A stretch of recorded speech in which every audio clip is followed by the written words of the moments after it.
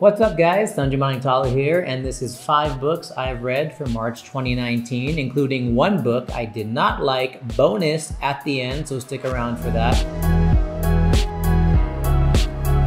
Number 1, one of my favorite books of recent memory. Start with Why. This is by Simon Sinek. You guys might have seen Simon on a lot of his millennial sort of TED Talks on Facebook and interview shows. Quick thing I loved about this book is ultimately it's about the why, not the how. So he gives a great example about the guys who made the airplane, the Wright brothers.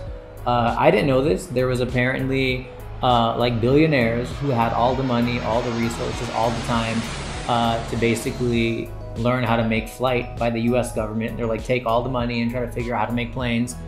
And the guy they put in charge of that, all he cared about was fame. So his why was fame and status. And somewhere down south in North Carolina or South Carolina, a bunch of startup-y guys out of nowhere, very similar to this guy, basically just really wanted a why, which was they wanted flight. So they didn't care about fame or prestige or anything, and guess what? They got it done for probably like 0.1% of the money wasted by the other guys. So your why is very important. If you know your why, you can always figure out the how.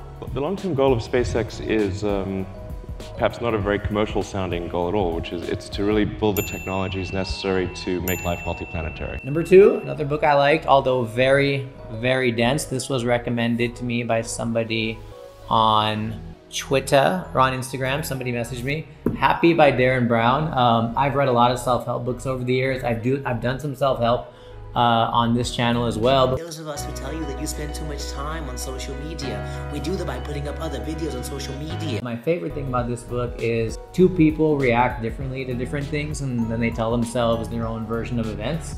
So whereas one guy might get rejected by a girl or not get the job and then keep going, the other person might dwell on that for a month, a week, a year. This book was very dense, very long, but I truly enjoyed it. Just prepping for this video, I think I'm gonna read it again. But if you're tired of all the typical self-helpy things out there and you want something more, a bit more concrete, a little funny and a little sarcastic, please do read this. I don't think you'll read too many self-help books after this, because it'll probably make things really easy to understand. Third book I liked, really enjoyed. After I read Start With Why, I heard about this. This is Viktor Frankl's Search for Meaning. It's a very short book, very quick, all about surviving a concentration camp. The reason I really enjoyed this is really one simple message is people can screw you over, people can say no, people can say yes, people can hurt you. Bad things can happen in life, good things can happen in life, but ultimately one thing nobody can ever take away from you is how you react. So, you know, even in a concentration camp, the only way to stay sane when, you know, yeah, you were a surgeon, yeah, you were a millionaire, yeah, you were a billionaire, now you're in this camp fighting for a piece of bread. The ones who survived are the ones who had something to live for. And most people probably, I think there was a great quote in the book, it's not like trying to find happiness, it's trying to find meaning. So, you know, you'll see a lot of parents, once they have a child, or would-be parents, once they have a child, you know, if that's the meaning they were looking for, they get it. And again, how you react is huge to anything in life. And if you can choose how you react, and remember, your reaction is the only thing that no one can ever take away, whether you're being tortured, whether you've been loved or hurt or whatever. It sounds weird, but this book is so short. It's like a 1-day, 2-day read, and I highly recommend you guys read this. Second to last book, this one is great. This is Marketing. The biggest thing I got out of this book, people don't buy a drill, they buy a hole in the wall. If you're like Gucci or Prada, people aren't buying, you know, your messaging for your business might be, oh, we have the best fabrics, the best diamonds, the best electronics.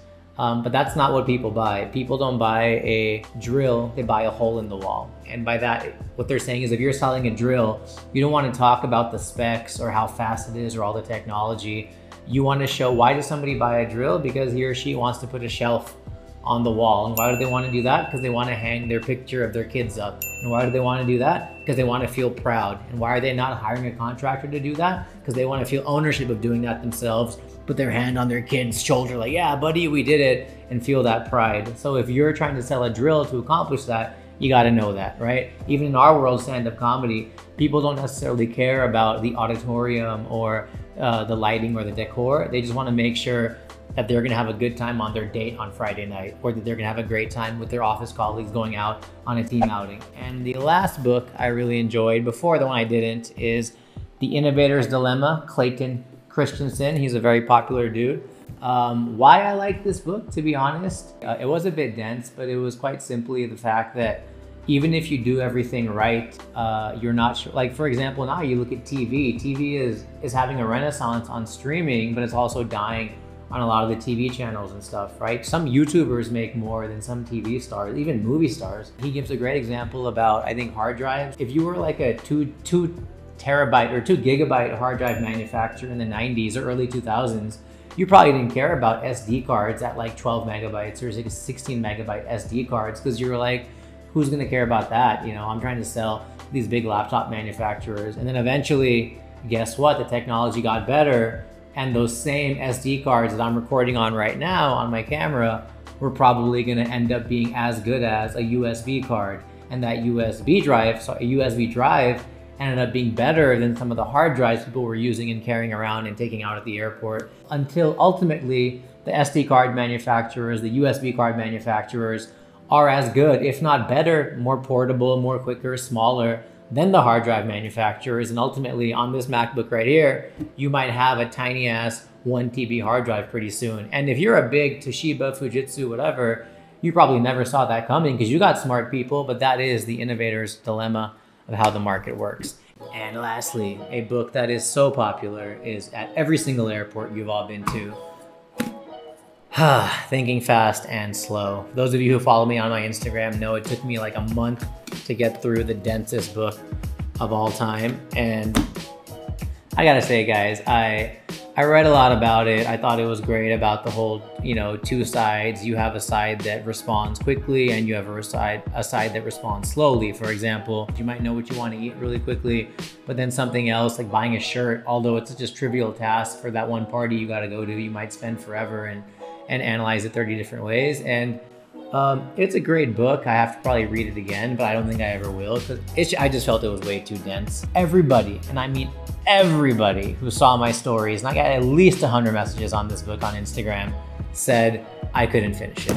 Like, and the audacity, I kind of was offended that somebody had the audacity to make this one book. Those are my favorite books, you know, for the month, for the last 2 months. I really hope you guys enjoyed it. Let me know your suggestions, what you thought in the comments below, and thank you.